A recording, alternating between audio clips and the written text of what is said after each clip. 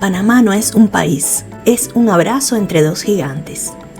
Si cierras los ojos y tratas de imaginar este lugar, no pienses en los mapas de la escuela, piensa en el vapor, ese calor húmedo y vivo que te recibe al bajar de un avión, que se siente como si el aire mismo tuviera peso, un peso cargado de salitre y de selva recién llovida.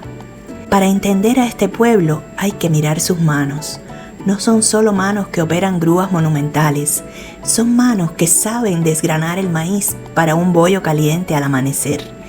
En Panamá, la mañana huele a café de las tierras altas de Chiriquí, un aroma que sube por las laderas volcánicas y baja hasta la ciudad, para mezclarse con el olor del asfalto caliente y el pescado frito del mercado del marisco. Aquí, el saludo no es una formalidad, es un ¿qué sopa? Que encierra una historia de siglos de mezcla. Es el anclaje del crisol. Panamá es el lugar donde el mundo decidió encontrarse, a veces por la fuerza, a veces por destino. No buscas una sola raza aquí. Mira el rostro de la gente en el casco viejo. Verás ojos asiáticos sobre pómulos indígenas, sonrisas que conservan el ritmo del África negra y la elegancia de la herencia europea. Todo habitando un pedazo de tierra tan estrecho que si te descuidas, el océano te reclama. Su idiosincrasia es la del anfitrión eterno. El panameño vive con la puerta abierta, acostumbrado a ver pasar las banderas de todo el planeta frente a su ventana. Es una paz que se respira en el ritmo de su habla, una cadencia que parece imitar el movimiento de las mareas, lenta, constante y profundamente poderosa. Hubo un tiempo en que Panamá era considerada como la costa de la muerte. A finales del siglo XIX, el sueño de unir los dos océanos se convirtió en la pesadilla más grande de la ingeniería moderna. Los franceses, liderados por Ferdinand Lesseps, el hombre que había conquistado el canal de Suez, llegaron confiados. Pero Panamá no era el desierto, era un monstruo verde que devoraba hombres. Miles murieron, no por los derrumbes, sino por un enemigo invisible que se escondía en el aire pesado, la fiebre amarilla y la malaria. Los hospitales estaban llenos de ataúdes antes que camas, y en medio de este caos de muerte y lodo surge una figura que la historia a veces susurra en lugar de gritar: el doctor William Gorgas. Gorgas no luchaba contra la montaña, luchaba contra el escepticismo. Nadie creía que un pequeño insecto pudiera derribar a un imperio. Gorgas se quedó solo. El sistema se reía de sus teorías, pero con una paciencia casi religiosa, este hombre decidió limpiar un país entero. Mandó a fumigar cada rincón, a poner telas metálicas en cada ventana, a drenar cada charco de agua estancada donde el enemigo ponía sus huevos. La paradoja es asombrosa. Para construir la obra de ingeniería más grande de la humanidad, no se necesitó solo dinamita, se necesitó una red para mariposas y un microscopio. Gorgas domesticó la muerte para que el proceso pudiera caminar. Fue un hombre que en la soledad de su laboratorio, en medio de la selva, entendió que para conectar al mundo, primero había que sanar la tierra.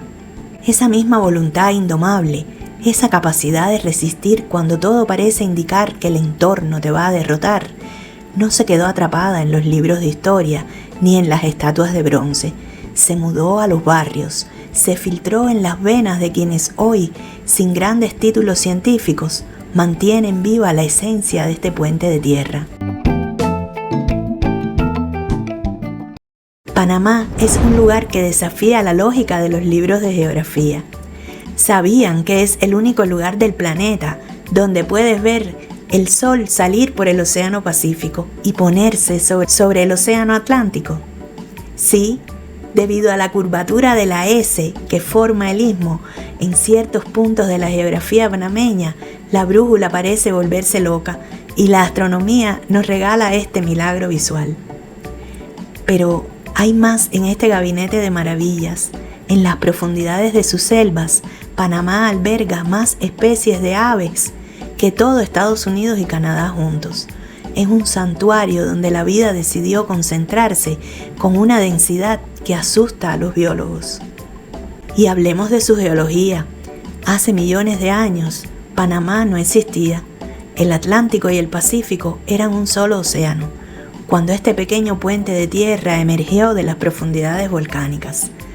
Cambió el clima del mundo entero, desvió las corrientes marinas, creó la corriente del Golfo que calienta Europa y permitió que los animales de las dos Américas cruzaran. Sin Panamá, el mundo tal como lo conocemos, con sus estaciones y sus animales, simplemente no existiría. Es literalmente el eje del destino biológico. Y una última curiosidad que eriza la piel: el canal de Panamá no funciona con bombas de agua mecánicas. No, funciona puramente por la fuerza de la gravedad. El agua que mueve los barcos baja desde los lagos artificiales en las montañas hacia el mar. Cada vez que un barco pasa, Panamá les regala al océano millones de litros de agua dulce que caen con la sola voluntad de la física. Al final del día, cuando las luces de los rascacielos de la ciudad de Panamá se reflejan en el mar como estrellas caídas, uno se da cuenta de que este país es una metáfora de nuestra propia existencia. Todos somos un istmo, un pequeño puente de tierra tratando de conectar dos océanos internos, lo que fuimos y lo que soñamos ser. Panamá nos enseña que ser pequeño no significa ser insignificante, que una franja estrecha de tierra puede sostener el comercio del mundo, puede cambiar el clima de un planeta y puede dar refugio a todas las sangres de la tierra. La grandeza no se mide en kilómetros cuadrados, sino en la capacidad de servir de unión, de ser el lugar donde los opuestos dejan de pelear y empiezan a fluir. Si alguna vez sientes que el mundo es un lugar demasiado grande y desconectado, recuerda este pequeño pedazo de América, recuerda el esfuerzo de Gorgas y el vapor de su selva, porque allí donde la tierra se hace delgada, la humanidad se hace más fuerte. Soy Luisa, y si este viaje por el alma de Panamá te ha tocado, suscríbete y acompáñame a recorrer el resto de nuestra América.